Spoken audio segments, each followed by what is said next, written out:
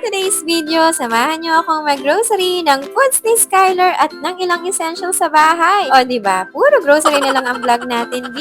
Ewan ko ba? So, eto na nga, kumuha na nga ako ng wheaten bread and white bread for Skylar kasi ayaw niya yon. Gusto niya plain lang. So, eto, ang ante nyo, ganyan pa din siya mag-video. Ang gulo-gulo pa, B. Hanggang ngayon, shy type pa rin ang person na to. At eto na nga, balik hakot na naman tayo. Char! At syempre, hindi mawawala sa grocery natin itong pineapple juice, diba? Pampalakas! Kumuha na rin ako ng candles kasi feeling ko magkukulangan yung mga in-order kong kandila para sa All Saints Day. And guys, aminin nyo, kayo din, ganito, kapag hindi abot, anong gagawin? Chips Delight. Kuya. Pwedeng paabot? Ilan ma'am? 2. Salamat.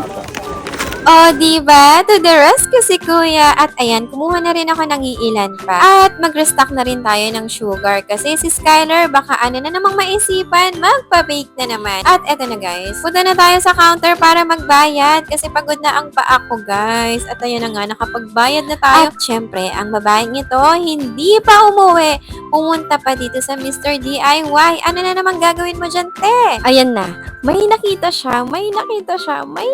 na naman siyang gustong bilhin, te. Ano ba yan? Ang kuripot mo, pero ang gastos mo din, B.